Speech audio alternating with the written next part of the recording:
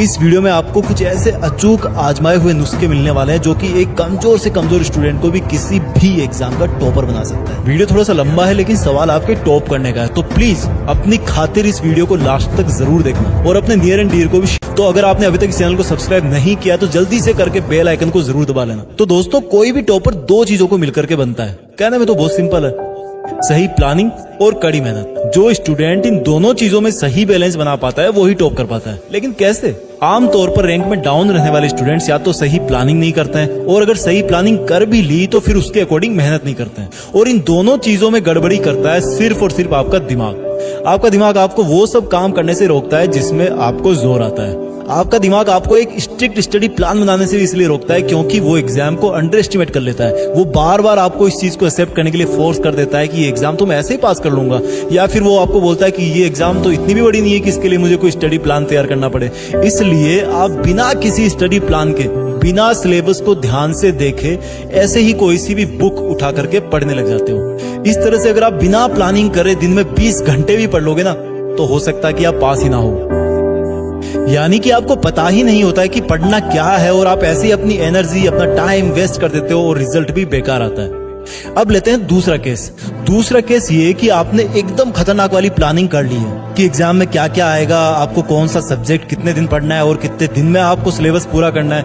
आप शुरू में तो एकदम जोश से पढ़ते हो, 2 दिन, 5 दिन, 10 दिन, लेकिन तब आपको वही दिमाग फिर से एक सिग्नल देता है कि मैं बहुत अच्छा पढ़ रहा हूँ, मेरे बाकी दोस्त शायद इतना नहीं पढ़ रहे, इतना पढ़ करके तो मैं उनसे ज्यादा नंबर ले ही आऊंगा, आज थोड़ा सा बंटी के साथ बाहर घूमने चला जाता हूँ। इस दौरान आप जब भी पढ़ाई के बारे में सोचते हो, आपका दिमाग आपको यू टर्न देकर के बोलता है कि पढ़ाई की टेंशन मत ले यार, तुमने पिछले 10 दिन में बहुत अच्छी पढ़ाई करी है। आप जब अपने दिमाग को पढ़ने के लिए बोलते हो, वहां से यही रिप्लाई आता है कि तुम टेंशन मत लो, तुमने पिछले 10 दिन में बहुत अच्छी पढ़ाई करी है। और आप कहीं बाहर चले जाते हो घूमने फिरने या और कुछ काम करने, लेकिन आपके मन में खुशी रहती है कि मैंने बहुत अच्छी पढ़ाई कर ली है। वापस आते आते आपके दिमाग का ये वायरस इतना बड़ा हो जाता है कि वो आपको इतना तक बोल देता है कि बस आज रहने दे, कल 1 घंटा एक्स्ट्रा पढ़ करके कवर कर लूंगा, वैसे भी मैंने पिछले 10 दिन में तो बहुत अच्छी पढ़ाई करी है। इस तरह से दिमाग का ये पढ़ाई को टालने वाला वायरस बड़े से बड़ा होता जाता है और हम उसके गुलाम बनते जाते हैं, और थोड़े ही दिन में वो जो टाइम टेबल होता है वो किसी कॉपी या किताब के पन्नों में खो जाता है। यानी कि जिस दिमाग ने तुमसे खतरनाक वाली पढ़ाई की प्लानिंग बनवाई, जिस दिमाग ने तुमसे 10 दिन तक पढ़ाई करवाई, उसी दिमाग ने थोड़ा टाइम और गुजरने के बाद आपको बोला कि यार स्टडी प्लान की जरूरत क्या है, ऐसे ही पढ़ लेगा तब भी टॉप कर सकता है, करनी तो पढ़ाई है ना।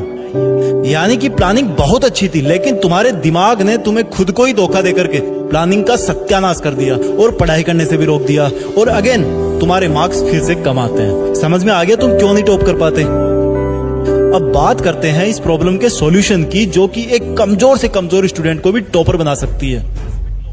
सबसे पहला स्टेप तो यही आता है कि आपको सिलेबस को बचे हुए टाइम के अकॉर्डिंग सही तरीके से प्लानिंग करनी है, जो एग्जाम टू एग्जाम वेरी करती है। इसके लिए आप अपने सब्जेक्ट के टीचर या फिर किसी गाइड की मदद ले सकते हो, क्योंकि आप कौन सी एग्जाम की तैयारी कर रहे हो, उसमें कितना सिलेबस कितने दिन में आपको कवर करना है, इसको बिना जाने मेरा आपको टाइम टेबल बना करके देना उचित नहीं होगा। बस प्लान बनाते टाइम इतना याद रखना कि अगर एक बार प्लान बन गया ना, तो उसके बाद में आपको आगे आने वाले दिनों में सिर्फ उसी के अकॉर्डिंग पढ़ाई करनी होगी। इसलिए सोच समझकर एक चालाक और समझदार प्लान बनाना होगा। दूसरी बात आती है मेहनत की। तो एक लाइन में अगर मैं कहूं तो बात यह है कि आपको लास्ट मिनट तक पढ़ाई का जुनून नहीं छोड़ना है। स्टडी प्लान से लेकर के एग्जाम के लास्ट दिन तक, लास्ट मिनट तक आपको मेहनत करनी है, मेहनत करते रहना है। लेकिन इसका मतलब ये नहीं है कि आप 24 घंटे ही पढ़ते जाएं। देखो, जब भी कोई खिलाड़ी अपने आप को एक लंबी मैराथन दौड़ के लिए तैयार करता है, तो इसका मतलब ये नहीं है कि वो 24 घंटे तक दौड़ता ही रहता है, रेगुलर ब्रेक्स भी लेना जरूरी है। अब देखो, 24 घंटे के दौरान हर स्टूडेंट के दिमाग का एक्टिव रहने का टाइम पीरियड भी अलग अलग होता है। किसी का सुबह काम करता है, किसी का रात को, वो आपको अपने हिसाब से तय करना है। इसके बाद सबसे मेन बात आती है कि कंसंट्रेशन कैसे रखें पढ़ते टाइम। दोस्तों, जब आप पढ़ाई करते हो तब आपके दिमाग को एक जगह पर कस करके पकड़ना बहुत मुश्किल होता है, और दिमाग को दूर भगाने का काम करते हैं आपके आसपास के डिस्ट्रैक्शंस, यानी कि आपको डिस्टर्ब करने वाली चीजें। जहां पर आप बैठ करके पढ़ते हो वहां पर ऐसी कोई चीज नहीं होनी चाहिए जिसको देख करके आपका मन पढ़ाई से हट जाए, और इसमें सबसे मेन रोल निभाता है आपका स्मार्टफोन। इसको तो दूर ही रखना पढ़ाई करते टाइम। मोबाइल की लत से कैसे छुटकारा पाना इसका वीडियो में फिर कभी आपको बना दूंगा, आप उसके लिए सब्सक्राइब कर लेना। इसके बाद डिस्ट्रैक्शन की और वजह है आपकी स्टडी टेबल पर या आसपास में कोई फालतू आउट ऑफ सिलेबस कोई किताब पढ़ी हो या फिर कोई पुराने न्यूज़पेपर वगैरह पढ़े हो, वो सब भी आपके लिए डिस्ट्रैक्शन का काम करते हैं। जितनी फालतू की चीजें हटा सको अपने स्टडी स्पेस से उनको हटा देना। उसके बाद में बात आती है पढ़ाई और रिवीजन कैसे करें। देखो, इसका एक तरीका मैं आपको बता देता हूं, आप अपने हिसाब से निकाल सकते हो।